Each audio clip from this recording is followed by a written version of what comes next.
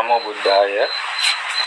පින්වත්නි, ඔබ දන්නවද ස්වර්ණමාලී මහා සෑ රජාණන් වහන්සේගේ සලපතල මළුවේ ඒ කියන්නේ අපි ඇවිදගෙන ගිහිල්ලා ඒ ස්වර්ණමාලී මහා සෑය වටා ගමන් කරන ඒ ශෛලමය මළුව මත සිරිපා සලකුණු කැටයම් කරපු ගල් ලෑලි තියෙන්නේ. ඒ කියලා පින්වත්නි, ඒ ස්වර්ණමාලී මහා සෑ රජාණන් තුල ධාතු ගර්භයේහි අපගේ බුදුරජාණන් වහන්සේගේ ස්වර්ණමය පිළිම වහන්සේලා 16 නමක් වැඩ සිටිනවා.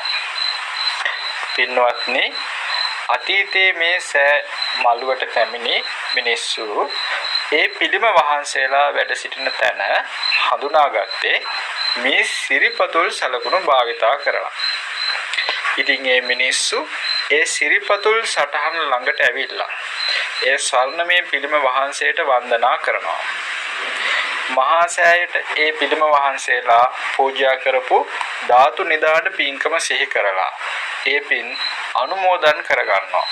ඉතින් මෙන්න මේ විදිහට තමයි අතීතයේ දිනු පොත්වල මේ සිරිපතුල් සටහන් ගැන විස්තර සඳහන් වෙලා තියෙන්නේ.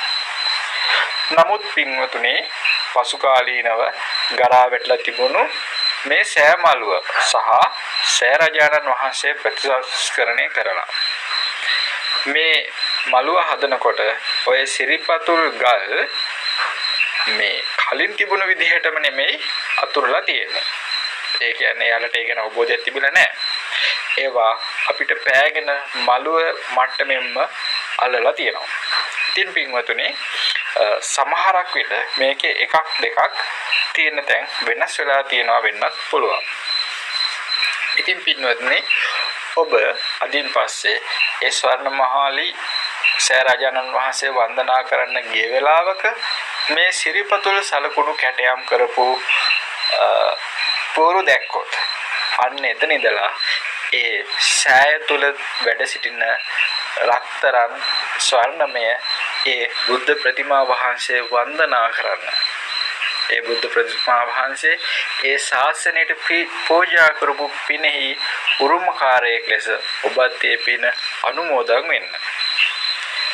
ඒ වගේම පින්වතුනි, ඒ පිළිම වහන්සේලා ඇතුළු මහා ධනස්කන්ධයක්, මහා රත්තරන් ප්‍රමාණයක්, මහා රිදී ප්‍රමාණයක්, මහා මාණික්‍යයන් ප්‍රමාණයක් යනාදී අතිශය විශාල සම්පත් සම්භාරයක් මැද අපගේ දුටුගැමුණු රජතුමාගේ සත්‍යක්‍රියා කරන දිලීමක ප්‍රතිඵලයක් ලෙස අපගේ මහා කාරුණික බුදුරජාණන් වහන්සේගේ ධාතුන් වහන්සේලා ඉර්ධෙන් බුද්ධ කායක් මවලා උන්වහන්සේගේ රන්වන් සමෙන් රන්වන් රැස් දහරා වේදුවමින් උන්වහන්සේගේ නීලමය කේශ ධාතුන් වහන්සේලාගෙන් නීලමය රැස් දහරා වේදුවමින් බබලන පූර්ණ රෝම ධාතුන් වහන්සේ ඇතුළු සියලු මහා පුරුෂ ලක්ෂණ දරාගෙන බුදුරජාණන් වහන්සේ ජීවමාන කාලයේ යම් ආකාරයකින් මේ මිනිස්යන්ට දෙවියන්ට දර්ශනය වෙමින් ඒ බුද්ධ කාය පැවතුනාද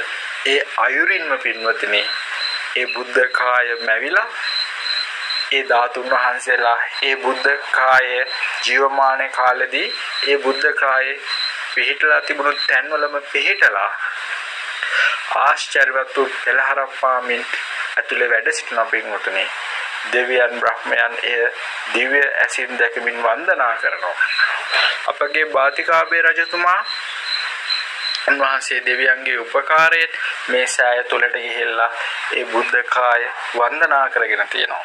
පින්වතුනි, ඒ බුද්ධ කාය සිටින් මවාගෙන ඒ සර්ණ වර්ණ බුදුරජාණන් වහන්සේගේ රූප කාය සිටින් මවාගෙන තිස් මහා පුරුෂ ලක්ෂණයන් සිටින් මවාගෙන ඒ සෑ රජාණන් වහන්සේට ඔබත් හදබෙති ආදරෙන් වන්දනා කරන්න. මේ සෑම සිරිපතුලක් සලකුණක් ළඟදීම ඒ මහා සෑයට වන්දනා කරන්න.